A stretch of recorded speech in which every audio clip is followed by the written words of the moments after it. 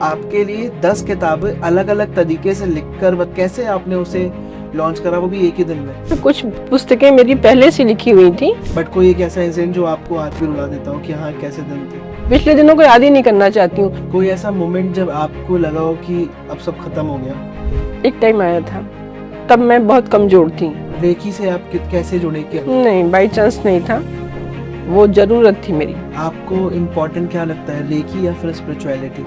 Spirituality पहले। Discipline और motivation में क्या डिफरेंस है? डिसिप्लिन। किसी इंसान को पता ही ना हो उसका लाइफ का गोल क्या है, तो उसको पता करना पड़ेगा। रियल मीनिंग क्या है सक्सेस का? सक्सेस की रियल मीनिंग तो देखिए कहीं लिखा ही नहीं है।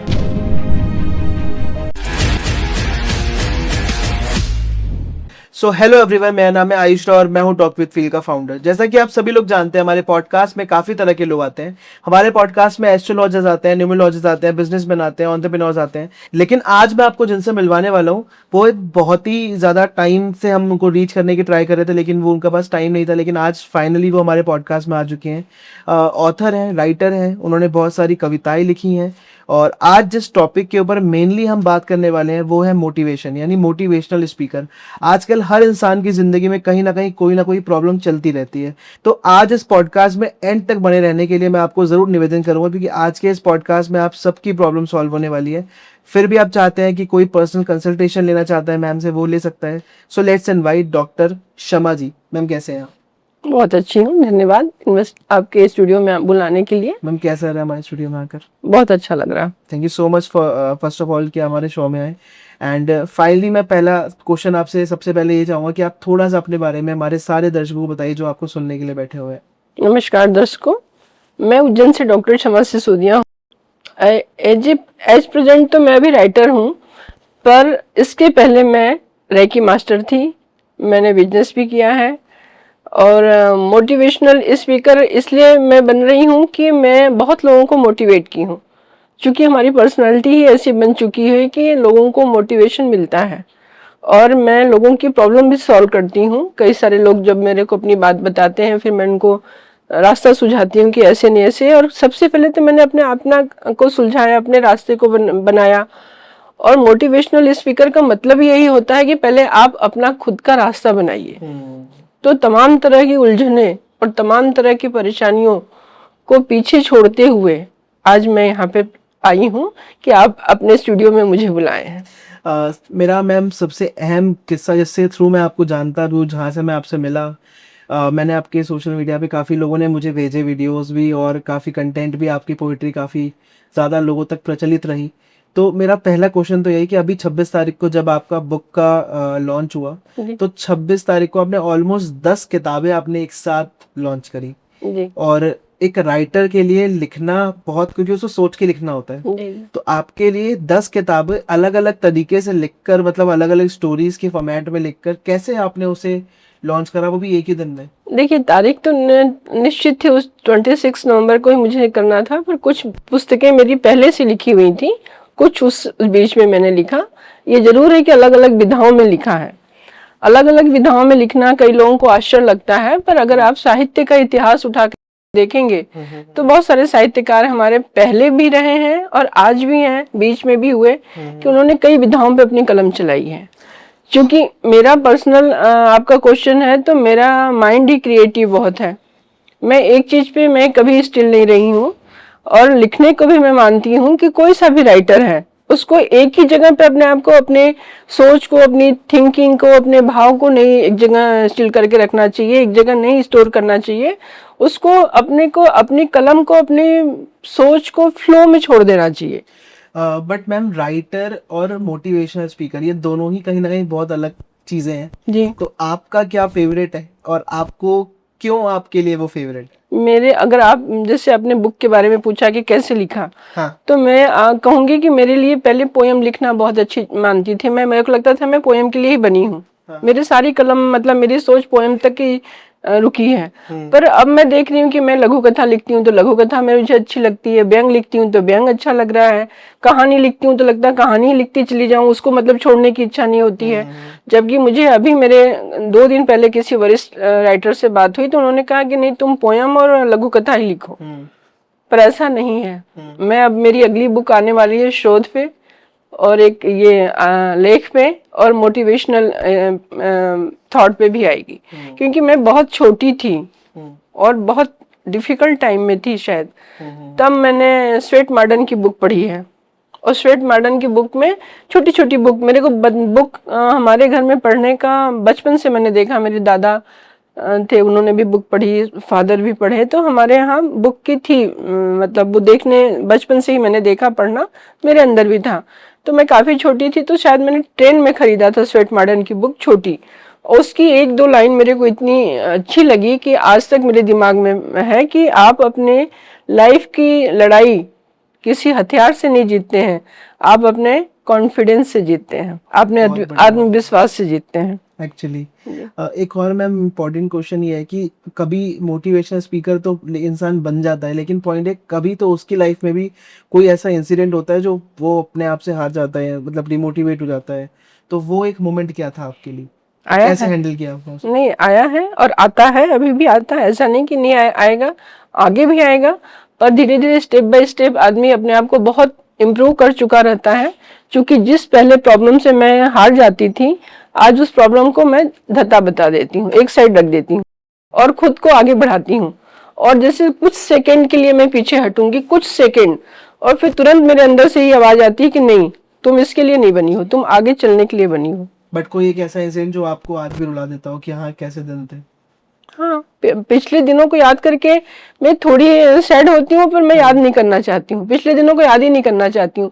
और मैं दूसरों को भी यही सिखाती हूँ कि जब भी आपको, आज ही मैं किसी में, मेरे घर में कोई आया था तो मैंने उसको समझाया कि जब भी आपका मन खराब होता है, आप उधर से अपना ध्यान हटा के कोई भी मंत्र पढ़िए, कोई बुक पढ़िए, कोई गाना सुनाइए, तो उस सेकेंड आपकी जो एनर्जी वेस्ट हो रही है वो बच जाएगी। हमको सबसे पहले अपनी एनर्जी को सेव करना जरूरी है। कोई ऐसा मोमेंट जब आपको लगा हो कि अब सब खत्म हो गया को, तो किस थॉट ने आपको उस टाइम पे भी डटा के रखा कि नहीं अभी भी करना है मुझे? एक टाइम आया था, तब मैं बहुत कमजोर थी, ये 93 की बात होगी। मेरी छोटी डॉटर बॉर्न हुई थी, बहुत छोटी थी, गोद में, मतलब मदर फीट पे थी। और कुछ ऐसा हुआ सर्कमस्टांसेस कि मेरे को लगा अब सब कुछ खत्म कर देना चाहिए। मैं एकदम साइलेंट हो गई थी, एक शब्द नहीं बोल रही थी। मेरी बड़ी डॉटर जो 3.5 साल की थी, उसने मेरे को झकझोरा और मेरे को बोला, माँ माँ बोलो कुछ, तो मैं बोली नहीं थी। तो मेरी जो छोटी बेटी मेरी गोद में थी, तो उसकी आंखों ने मुझे बचाया था। वो, मैंने कहा, मेरे को ये आया कि नहीं, मुझे इस बच्ची के लिए बचना है। तो वो क्षण ऐसे निकल गया। तो यही मैं लोगों को सिखाती हूँ कि उस क्षण को बचाना जरूरी रहता है। लेकिन मैम एक नॉर्मल वुमेन से एक इन्फ्लुएंसर बनना, आज पॉडकास्ट पे आना, लोगों के बीच में समझाना, लोगों की हेल्प करना, कितना मुश्किल था ये सफर आपकी? कोई मुश्किल नहीं लगा, उस स्टार्टिंग में लगा, क्योंकि मैं एक राजपूत फैमिली से हूँ। तो उस राजपूत फैमिली में एक लेडी को बाहर निकलना ही बहुत प्रॉब्लम था। पर चूंकि मुझे गॉड गिफ्टेड, मुझे कुछ ईश्वर ने ऐसा दिया है, नेचर मेरा, कि क्या कि मैं रास्ते निकालती हूँ, मैं फाइट नहीं करती हूँ। अगर अब आप मुझे रोकोगे तो मैं आपसे फाइट नहीं करूंगी, पर मैं आपसे दूर हट के दूसरा रास्ता निकालूंगी। तो मैं रेकी से जुड़ी और फिर रेकी ने मुझे रास्ता दिखाया। ओके, रेकी से आप कैसे जुड़े? क्या कोई बाय चांस था या बाय चॉइस? नहीं, बाई चांस नहीं था, वो जरूरत थी मेरी। एक टाइम ऐसा आया कि मैं उस समय रही होंगी 28 ईयर्स या 29 की रही होंगी ज़्यादा से ज़्यादा, पर मेरा फिजिकल फिटनेस खत्म हो रहा था। और कहा जाता है कि आप किसी का भला करो तो आपका खुद का भला हो जाता है। तो वही हुआ मेरे साथ कि मैं, अर्थराइटिस मेरी बॉडी में बहुत जकड़ लिया था, क्योंकि मेंटल पीस नहीं था मेरा, और मैं बहुत मेंटली उस समय डिस्टर्ब थी। तो मेरा फिजिकल फिटनेस खत्म हो रहा था।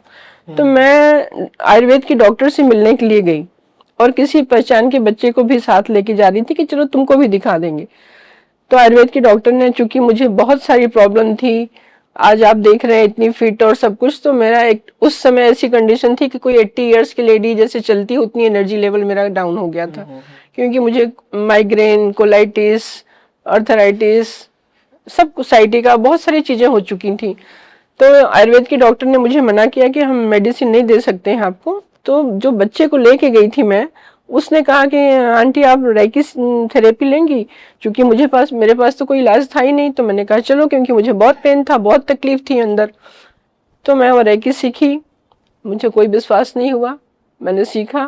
फिर उन्होंने एक मास्टर मेरे को अरेंज किया, हमारे उज्जैन में ही, तो वो मास्टर आके रेकी देती थी। मुझे ये भी नहीं मालूम था कि वो कितनी प्योर हैं, कितनी सही दे रही हैं। बाद में मुझे पता चला कि वो पूरा टाइम नहीं देती थी, पर मुझे फर्क पड़ने लग गया था, मेरी बॉडी में एनर्जी आने लग गई थी।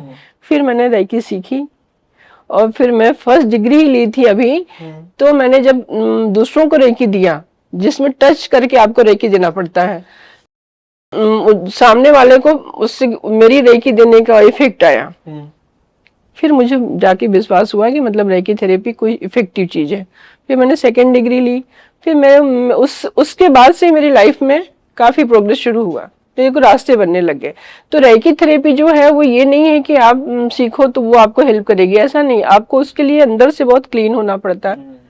और रेकी सीखने से पहले मेरी थोड़ी स्पिरिचुअलिटी में थी, तो मेरी बॉडी क्लीन थी, तो मुझे जल्दी उसका इफेक्ट आया। ये आपको इम्पोर्टेंट क्या लगता है, रेकी या फिर स्पिरिचुअलिटी? स्पिरिचुअलिटी पहले। अगर आप स्पिरिचुअलिटी में नहीं हो, अध्यात्म में नहीं हो, आपकी बॉडी क्लीन नहीं है, आपकी थिंकिंग क्लीन नहीं है, तो रेकी आपको इफेक्ट ही नहीं करेगी ना। अगर मैं आपसे पूछूं कि डिसिप्लिन और मोटिवेशन में क्या डिफरेंस है, क्या इम्पोर्टेंट है आपके लिए? डिसिप्लिन। क्यों? हम पहले अपने आप को डिसिप्लिन में रखेंगे तभी तो हम आपको मोटिवेट कर पाएंगे। हम खुद डिसिप्लिन में अगर नहीं है तो हम आपको मोटिवेट कैसे करेंगे? अच्छा मैम, आजकल की जो जिंदगी है ना, काफी ज्यादा थकावट, जो जॉब पे जा रहे हैं पूरे पूरे दिन बैठ रहे हैं और बिजनेस कर रहे हैं, तो उसको उनको हेल्प नहीं कर रहा कोई, मतलब कहीं भी ओवर थिंक कर रहे हैं, इतनी रील्स देख रहे हैं इंस्टाग्राम पे। तो इस छोटी छोटी जिंदगी में ना, मतलब जो टाइम ऑफ रिटेंशन और ओवर थिंकिंग है वो बहुत ज्यादा बढ़ गया है, कुछ भी सोचने लग जा रहे हैं लोग। इसको कैसे कंट्रोल कर सकते हैं? तो मदर फादर के ऊपर ज्यादा इसकी रिस्पॉन्सिबिलिटी बनती है कि हमारा बच्चा जो है वो किधर जा रहा है, क्या कर रहा है। क्योंकि आजकल छोटे बच्चे भी बहुत रील देखते हैं। हालांकि बच्चों को स्कूल में इतना उनके काम रहता है कि टाइम नहीं मिलता, पर उस बीच में भी कुछ बच्चे कर रहे हैं। तो ये तो आप क्लास के अंदर भी टीचर को भी सिखाना चाहिए। डिसिप्लिन ही इस पे काम आ पाएगा। हाँ, डिसिप्लिन के साथ आप बचपन से बच्चों को कुछ थोड़ा भगवान के पास बैठना या क्या सही क्या गलत है ये सिखाना। जैसे मैंने अपने बच्चों को सिखाया नहीं, थोड़ा बहुत खाली बोला, उन्होंने मेरे को देख के सीखा कि कर्मा क्या होता है, कर्मा क्या होता है, ये बच्चों को सिखाना बहुत जरूरी है। करेक्ट। कभी मैम होता क्या है कि बिजनेस कोई कर रहा होता है, कोई कुछ भी कर रहा है कि वो, लेकिन फेल होना अनिवार्य होता है हर काम में जब तक आप सीख नहीं जाते। तो उस फेलियर से डर कर जो लोग बैठ जाते हैं, उनसे क्या कहना चाहोगे आप? लड़ना कैसे है? क्या एक ऐसा अंदर से एक चीज आनी जरूरी जिससे आप खड़े होकर फिर से वापस लड़ सको? बहुत अच्छा क्वेश्चन है। देखिए, फेल तो हर कोई होता है, ऐसा कोई भी नहीं है लाइफ में कि उसने फेल नहीं हो। अमिताभ बच्चन भी फेल हुए हैं और बहुत बड़े बड़े जितने भी लोग हैं, मैं और उनका नाम लेना नहीं चाहूंगी, सभी फेल होते हैं ना अपनी लाइफ में। पर वो फेल होने का मतलब ये नहीं कि आप हार जाओ। आपको उस समय यही सीख, मेरी तरफ से सीख है कि आप हार मत मानो। आपको लोग साथ दें कि नहीं दें, पर आपका वक्त जरूर बदलेगा, ये आपके दिमाग में हमेशा होना चाहिए। और ये मंत्र हमेशा याद रखना चाहिए कि ये वक्त भी बदल जाएगा। सही बात। तो वो टाइम निकल जाता है। आपकी मैम ऐसी कौन सी डेली रूटीन्स हैं जो आप फॉलो करते हो और जो आपको स्ट्रांग बनाने में हेल्प करता है? मेरी डेली रूटीन फिक्स है। मैं अर्ली मॉर्निंग उठने के साथ भगवान को प्रेयर करती हूँ। और रेकी में हमारे सिखाया गया है खुद को थैंक्स देना, सबको थैंक्स देना, तो वो थैंक्स देना का काम मेरा डेली रूटीन का है। फिर मैं मंत्रा करती हूँ, थोड़ा मेडिटेशन, 7 चक्र को डेली हील करती हूँ अपने। 24 चक्र हमें रेकी में सिखाया गया था हील करने के लिए, पर उसमें बहुत टाइम लगता, तो मैं 7 चक्र को हील करती हूँ। और उसके बाद मेडिटेशन और फिर एक्सरसाइज, और बाकी उसके बाद रूटीन जो राइटिंग करना है राइटिंग करो। गार्डनिंग मेरे को हॉबी बहुत दिया है, गॉड ने बहुत दिया है। तो मुझे कभी किसी चीज में इंटरेस्ट आता है, कभी कभी किसी चीज में इंटरेस्ट नहीं आ रहा है। अगर मान लीजिए मैं दूसरों को यही चीज सिखा रही हूँ कि जरूरी नहीं कि आपका हर समय मन काम करने का करे ही, तो आप चादर तान के सोइए, आप फालतू चीजों में मत उलझिए। सही बात है, कुछ भी मत सुनिए। हाँ, आप अपनी बॉडी को रेस्ट दीजिए। चादर तान के सोने का मतलब अपनी बॉडी को रेस्ट दीजिए, क्योंकि उसने बहुत काम किया हुआ है ना। तो आज उसका काम करने का मन नहीं हो रहा है तो कोई बात नहीं, अपनी बॉडी को आज रेस्ट दीजिए। अच्छा मैम, पैशन फॉलो करें अपना या फिर मतलब प्रैक्टिकल बन जाए बिल्कुल कि हाँ, इन दोनों को बैलेंस कैसे कर सकते हैं? पैशन तो फॉलो करना ही रहता है जरूरी, तभी तो आप आगे बढ़ोगे। कहा गया है कशिश और करिश्मा और कोशिश, तीनों चीज को एक साथ लेना चाहिए ना। तो हम कोशिश करेंगे तभी तो कशिश बढ़ेगी, और कशिश जब होगी तो करिश्मा आएगा। तो प्रैक्टिकल बनना भी आज के टाइम में बहुत जरूरी है, और पैशन भी जरूरी, दोनों ही बैलेंस करके रखना। बैलेंस। अगर कोई रिजेक्ट हो जाता है किसी भी चीज से, तो आपके हिसाब से उसका कमबैक कैसे करे, वो वापस से कैसे वो चीज वापस से नीचे गिर के स्टार्ट कैसे करे? क्या एक ऐसी थॉट है जो उसके दिमाग में आया और वो वापस से स्टार्ट करे? अब थोड़ा एक्सप्लेन करके बताएंगे कैसे क्या? जैसे कोई इंसान बहुत बार रिजेक्ट हो चुका था, उसको लगता है कि ये तो इल्यूजन है मेरा, मैं तो कोई भी काम करूंगा मैं फेल हो ही जाऊंगा, और उसके अंदर अपने माइंड के अंदर, सबकॉन्शियस माइंड के अंदर ऐसा आता है कि यार मेरे से ये चीज नहीं होगी, वो मिथ बन जाता है, तो सबसे उसे कैसे पहले ब्रेक करें? सबसे पहले तो उसको किसी गाइड के पास जाना चाहिए, बजाय सही उसी गाइडेंस उस समय कोई कैसे ढूंढेगा? उसे उसे बजाय उसी साइकिल में बार बार घूमने के। कोई तो होगा उसकी लाइफ में, कोई अंकल आंटी, कोई टीचर्स, कोई तो होगा, कोई फ्रेंड, उससे उसको गाइडेंस लेना चाहिए बजाय वहीं घूमने के। और ऐसा उसको हमेशा मान के चलना चाहिए, उसको अपने माइंड में ये चीज फिट कर लेना चाहिए कि ऐसा हो ही नहीं सकता है कि हम किसी चीज के लिए नहीं बने हैं। भगवान ने हर किसी को एक क्वालिटी दे के भेजा है दुनिया में। आप देख लीजिए खुद ही कि जो शेफ है वो पेंटर नहीं बन सकता है, जो पेंटर है वो टेलर नहीं बन सकता है, सबकी क्वालिटी अलग है। तो कुछ ना कुछ तो एक क्वालिटी होगी उस बंदे के अंदर जो उसको कर सकता है। तो आप अगर क्रिकेट खेलने की धुन में लगे और फेल हो जा रहे हो तो क्रिकेट आपके लिए नहीं बना, इसका समझ जाना चाहिए। लेकिन मैम किसी इंसान को पता ही ना हो उसका लाइफ का गोल क्या है, तो वो क्या करे? जाना पड़ेगा ऐसे एक्सपर्ट के पास। जैसे मान लीजिए कि इनकेस मैं ही हूँ, मुझे नहीं मालूम चल रहा है कि मुझे क्या करना है, तो मुझे किसी के पास तो जाना पड़ेगा ना। कि कैसे हमको पता चलेगा कि हम किसके लिए बने हैं, हम किस चीज में फिट हो सकते हैं, हम किसके लायक हैं, वो तो कोई एक्सपर्ट ही बता पाएगा ना। तो उसको ढूंढना पड़ेगा। काउंसलर बहुत सारे रहते हैं, बहुत सारे काउंसलिंग की ऑफिस है, उसको किसी काउंसलर के ऑफिस में जाना चाहिए, वो काउंसलिंग करेगा, बताएगा। एक्शन लेने बहुत जरूरी है, बहुत जरूरी है। बार बार उसी चीज में आप फेल हो रहे हो, आपका टाइम वेस्ट हो रहा है, आपका माइंड भी अपसेट हो रहा है, आपकी एनर्जी भी लो हो रही है, तो उससे अच्छा आप किसी के पास जाके गाइडेंस लो, वो आपको रास्ता बताएगा। कई सारे लोगों के साथ हो जाता है कि वो नहीं समझ पाते हैं कि मुझे क्या करना है। तो मैम मेरा अगला सवाल आपसे यह है कि आपके हिसाब से रियल मीनिंग क्या है सक्सेस का? रियल मीनिंग, हाँ। सक्सेस की रियल मीनिंग तो देखिए कहीं लिखा ही नहीं है। धीरे धीरे स्टेप बाय स्टेप चल के ही सक्सेस मिलती है। कोई मीनिंग कहीं किसी किताब में आपको नहीं लिखी मिलेगी कि इसको पढ़ लो या ऐसा कर लो तो आप सक्सेस हो जाओगे। तो स्टेप बाय स्टेप हमको चलना चाहिए और प्रॉपरली चलना चाहिए। प्रॉपर हम जब चलेंगे तभी हम सक्सेस तक पहुंच पाते हैं। करेक्ट। और जो लोग इंसान स्टार्ट ही नहीं करती अपने काम को और सोचते रहते हैं कि हाँ आज करेंगे कल करेंगे, उनसे क्या कहना चाहोगे? उनसे ही करना चाहूंगी कि कल कभी नहीं आता है, इसलिए आज को ही कल समझो। मैम कभी आपको डर लगता है, मतलब इतने ऊपर आने के बाद, कि कैसे मैनेज होगा, कुछ सब कुछ खत्म हो गया तो फिर क्या होगा? कभी ऐसा डर लगता है? नहीं, मुझे कभी डर नहीं लगा। यही सबसे अच्छी चीज है ईश्वर की। देखिए थोड़ा बहुत तो हर कोई घबराता है, जैसे ट्रेन का टाइम अगर हो गया या फ्लाइट का टाइम हो गया तो कुछ सेकंड के लिए तो आप घबराएंगे ना कि टाइम से हम पहुंच जाएं। पर मेरा ये है कि मैं मैनेज कर लेती हूँ कि मुझे अगर कहीं पहुंचना है या कोई काम करना है तो प्रॉपर उसी में लगी रहूंगी। फिर मेरा सोना आराम करना ये सब कुछ एक साइड हो जाता है। चाहे वो काम, पूरे समय मेरा काम में ही दिमाग चलता रहेगा और प्लानिंग चलती रहेगी, इसको कैसे करना है स्टेप बाय स्टेप। जैसे मैंने कहा ना स्टेप बाय स्टेप, तो स्टेप बाय स्टेप करना है, ऐसे करना है, कैसे करना है, किससे बात करना है, लिस्ट बनाऊंगी, ये करूंगी। तो इस तरह से, बाकी डरती तो नहीं हूँ। आज के यूथ को अगर आप बोलना चाहो, किसी एक लाइन में कोई एडवाइस देना चाहो, तो क्या दोगे आप? आज के यूथ को यही बोलूंगी कि आप मैदान छोड़ के कभी मत भागिए। जो विजेता होता है वो मैदान नहीं छोड़ता है, और जो मैदान छोड़ देता है वो विजेता नहीं होता है। तो आप विजेता बनिए और मैदान को कभी मत छोड़िए। मैम जो इंसान एक्चुअली में बहुत मेहनत कर रहा है लेकिन नहीं निकल पा रहा है, जैसे फॉर एग्जांपल बहुत सारे स्टूडेंट्स होंगे जो यूपीएससी की तैयारी कर रहे होंगे, जो अलग अलग पढ़ाई की तैयारी कर रहे होंगे, लेकिन उनका सिलेक्शन नहीं हो पा रहा है, वो लगे हुए हैं चीज़ों में कहीं ना कहीं, तो आपको क्या लगता है कि वो सही डायरेक्शन में है और नहीं हो पा रहा है, तो उनको क्या, वो जो दिमाग में उनके चल रहा है उस टाइम पे, काफ़ी लोग तो सुसाइड कर लेते हैं उस टाइम पे, तो उनसे क्या कहना चाहोगे? उनसे यही कहना चाहूंगी कि ये सही है आपका कहना कि कई सारे लोग रहते हैं और वो काफी मतलब अच्छे स्टूडेंट रहते हैं, फिर भी वो नहीं आ पाते हैं, और वो उनका लक रहता है या कुछ गड़बड़ रहता है, क्या कर सकते हैं।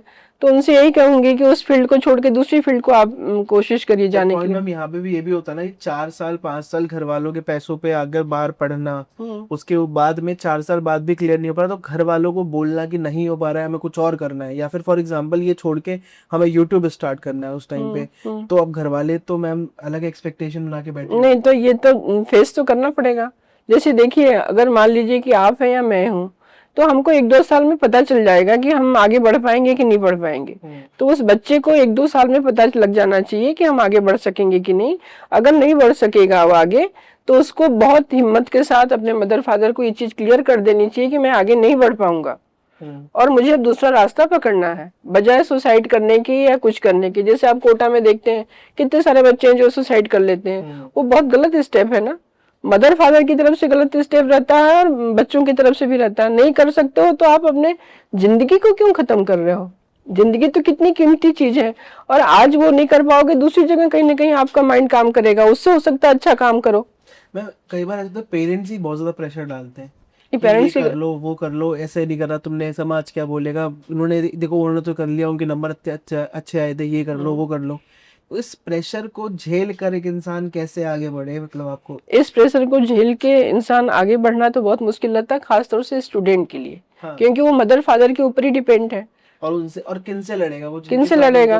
उनसे उनको फीस मिलनी, उनसे उनको पैसा मिलना, सब कुछ। हाँ। पर उस बच्चे के लिए या हर बच्चे के लिए मेरा ये कहना रहेगा कि अगर अनलकली आपको ऐसे पेरेंट्स मिल गए हैं, तो आप उस टाइम को कैसे भी करके निकालिए। और आप ये मान लीजिए कि आप एक तरह की परीक्षा से निकल रहे हो। आपका भी ये मतलब, आप सिर्फ बुक्स की परीक्षा ही नहीं रहती, एग्जाम आपके पेपर के नहीं रहते हैं, ये लाइफ की भी परीक्षा है। तो अगर आप यहाँ मेरिट में आ सकते हो तो अपने मदर फादर को भी फेस करो ना, कैसे भी करके मदर फादर को भी फेस करो। हालांकि बच्चा बहुत छोटा रहता है, उसके पास इतना भी नहीं। मैम वो जैसी बचपन से सिखाया था बच्चा उसमें ढल जाता है, फिर ढल जाता है। तो वो चीज मुझे लगता है बाद में आते आते आते बहुत देर हो चुकी होती है, देर हो चुकी रहती है। तो इसके लिए सबसे पहले तो स्कूल में टीचर्स को बच्चों को मोटिवेट करना चाहिए। एक कोई सा भी कोर्स रखना चाहिए कि जो, जैसे कहा जाता है, सोशल रखो, या फिर मदर फादर को भी बुला के मीटिंग रखिए, मदर फादर को भी समझाना चाहिए। बच्चों से मालूम चल जाता है, कई सारे बच्चों को देख के टीचर समझ जाती हैं कि बच्चे का पेरेंट्स कैसे हैं, क्या है। तो पेरेंट्स मीटिंग इसीलिए रखी जाती है। पर बड़े जो बच्चे हो जाते हैं, जो कोचिंग में जो झेल रहे हैं उसको कोटा के, तो वहाँ के बच्चों को भी पेरेंट्स को बुलाना चाहिए। वहाँ के भी जो कोचिंग सर रहते हैं उनको भी बुलाना चाहिए। पेरेंट्स को क्या कहना चाहोगे आप, जो बच्चों के ऊपर अननेसेसरी प्रेशर डालते हैं? बहुत वो ये गलत। सोचते हैं कि हमारी गरीबी तो ये मिटाएगा, या फिर कुछ ऐसा होगा, या हमने जो नहीं कर पाए वो हम बच्चे पे एक्सपेरिमेंट करेंगे, तो बहुत सारी चीजें नहीं, होती तो हैं जो ऐसे बचपन पेरेंट्स से। से तो मैं हाथ जोड़ के निवेदन करूंगी कि ये बहुत गलत है। आप इसके साथ अपने बच्चे को भी खो देते हो। कई सारे जगह हो जाता है, देखिए, कि पेरेंट्स की गलती की वजह से बच्चे को भी खो देते हैं। जबकि मेरे सामने, मैं जब रेकी की क्लास चलाती थी, तो एक मैडम हमारे पास आती थी और उनका कहना था कि छोटा बेटा मेरा पढ़ता नहीं, बड़ा बहुत होशियार है। परेशान होती थी। मैंने कहा, पर आप देखो कि छोटे बेटे के अंदर जो क्वालिटी होगी वो बड़े के अंदर नहीं होगी। क्योंकि उस समय सेम मैं भी वही चीज फेस कर रही थी और मेरे ऊपर कुछ असर नहीं पड़ रहा था। मेरे को घर में, जैसे मेरी ज्वाइंट फैमिली थी, तो मेरे को कहा जाता था कि आप छोटी डॉटर को ध्यान नहीं देती पढ़ने। मैं नहीं, प्रेशर नहीं देती थी, क्योंकि मुझे मालूम है वो बच्ची को प्रेशर दे के मैं कुछ नहीं कर सकती। बच्चे का माइंड तेज है, ये मदर फादर को मालूम है। पर बच्चे का पढ़ने में मन नहीं लग रहा, तो आप जबरदस्ती थोड़ी पढ़ा सकते हो। सारी चीज सबके लिए तो है भी नहीं, सबके लिए नहीं है। तो मैंने उस मैडम माँ को यही सिखाया। अब मैंने कहा, परेशान क्यों रही और क्यों कंपटीशन कर रही हैं? पेरेंट्स क्या गलती करते हैं कि दूसरे के बच्चे से उसकी कंपटीशन कर देते हैं। हमारी बड़ी डॉटर 90% लाती थी, छोटी नहीं ला पा रही थी, इसका मतलब ये थोड़ी कि छोटी कहीं कम है। छोटी की अलग क्वालिटी है ना, हम यही जवाब देते थे। उसी मदर को मैंने यही सिखाया कि आप अपने छोटे बेटे की क्वालिटी देखिए ना, कि कितना अच्छा क्या है उसका। तो पेरेंट्स को ये चीज देखना चाहिए। एक मूवी आई थी मैं, तारे जमीन पर, तो उस मूवी में छोटा छोटा जो उनका लड़का था वो मतलब नॉर्मल नहीं था, स्पेशल चाइल्ड था, और वो ढंग से पढ़ नहीं पाता था, कॉल की स्पीड नहीं देख पाता था। तो उनको उस टाइम पे जब उसके पेरेंट्स की सबसे ज्यादा नीड थी, वो अलग करके वो हॉस्टल भेज देते हैं। तब वो और चुप हो गया। वो तो टीचर्स अच्छे थे वहां पे, उन्होंने बचा लिया उन्हें। तो क्या अपने से दूर हटाकर या फिर अपने से दूर कर करके बच्चे सुधर जाते हैं या और बिगड़ जाते हैं? देखिए, मेरे हर बच्चा अलग रहता है। मेरी बड़ी डॉटर थी तो वो खुद हॉस्टल गई, उसको वहाँ उसका प्रोग्रेस हुई। छोटी डॉटर को मैंने डाला पर उसको हॉस्टल नहीं रहना था, उसको घर में रहना था। वो होम सिक फील करती थी। मैंने बताया बचपन में वो नहीं ध्यान दी, पर बाद में वो इतनी आगे निकली कि उसका मेरिट में नाम आया कोचिंग में, यूएस गई तो। और यूएस में मैंने कहा था जाके वहाँ पढ़ा, वहाँ तुम मास्टर डिग्री करके आओ। तो बच्चे को बचपन में ही आप मत उसकी एग्जामिन कर लो, उसकी क्लास लगा लो कि वो नहीं कर पाएगा। बच्चे का बचपना चलने दो, वो बड़ा होगा तो खुद समझ जाएगा ना। और जरूरी नहीं कि हर बच्चा किरण बेदी ही बन जाए। मोटिवेशन जो होता है मैम वो टेम्पररी तो मिल जाता है सबको। कोई इंसान समझाता है, हम समझ जाते हैं, ठीक है, 2 दिन तक याद भी रहता है। परमानेंट कैसे रखें उसे? परमानेंट जैसे आप बाकी चीजें रखते हो, खाना पीना सोना, एक नियम है ना आपका, उसको तो आप कभी नहीं भूलते क्योंकि वो रिक्वायर है आपकी बॉडी की। तो वैसे मोटिवेशन भी आपकी जो क्लास आपने ली कहीं किसी से सीखी, तो वो भी तो आपकी एक रिक्वायर है, आपकी लाइफ की रिक्वायर है ना। तभी तो आप अपने आप को हील कर पा रहे हो। अपने को हीलिंग करने की काम आपको ही करना है। हमारी हीलिंग हम ही करेंगे और कोई नहीं कर सकता। कहते हैं आप बीमार होगे तो डॉक्टर के पास जाओगे, डॉक्टर मेडिसिन दे देगा, पर ठीक आपको होना है। आप उस मेडिसिन को किस हिसाब से खा रहे हो, आपकी डाइट क्या हो रही है, ये आपको पता है ना। तो वैसे मोटिवेशन भी वही चीज है, काम करता है। मेरा अगला सवाल बहुत ही इम्पोर्टेंट है मैम ये आपके लिए, कि ऐसी कौन सी एक बुक थी जिन्होंने आपकी लाइफ कंप्लीटली चेंज कर दी? देखिए बुक तो मैंने बहुत सारी पढ़ी है, साहित्य की भी बहुत पढ़ी, बहुत अच्छी बुक रही, पर वो चेंज जो की वो श्रीमद् भागवत गीता का श्लोक। श्लोक हाँ, वही कर्म करो फल की इच्छा मत करो। तो ये क्या है, ये आपको मोटिवेशन भी देता है आपको, सही बात, और आपकी लाइफ भी बदल देता है ना। क्योंकि आप लाइफ में कई बार देखते हो कि जैसे मान लीजिए किसी को बहुत अच्छा भगवान बना के भेजे हैं, आप अपने मन से किसी का अच्छा ही कर रहे हो, काम कर रहे हो, पर सामने से आपको उसकी कुछ भी तारीफ नहीं मिल रही है, या कुछ आदमी सामने वाले को लगता है कि आप यूं ही फ्री हो तो इसलिए कर रहे हो, तो आप थोड़ा हर्ट होते हो। पर जब आपके दिमाग में ये चीज आ जाता है कि ठीक है हमने तो अच्छे के लिए किया, कोई फल की जरूरत नहीं है, तो आपकी लाइफ चेंज होती है ना उससे। आज जो हम बात कर रहे हैं आपसे, आज और आज से 20-25 साल पहले में बहुत फर्क है। आज मुझे कोई चीज तकलीफ नहीं देती है। अगर मान लीजिए कि आपसे मुझे तकलीफ मिल रही है और मुझे एक बार 2 बार 3 बार मैं बात करूंगी और मुझे लगेगा कि नहीं इनकी एनर्जी मेरे से मैच नहीं हो रही है, तो मैं आपको कुछ बोलूंगी नहीं, मैं यहाँ से धीरे से उधर से निकल जाऊंगी, दूसरे रास्ते से निकल जाती हूँ। आज मेरे अंदर इतनी इम्प्रूव हो चुकी हूँ मैं। मैम वो कौन सा क्वेश्चन है जो आपसे आज तक कभी पूछा नहीं गया लेकिन पूछा जाना चाहिए? कौन सा क्वेश्चन है वो?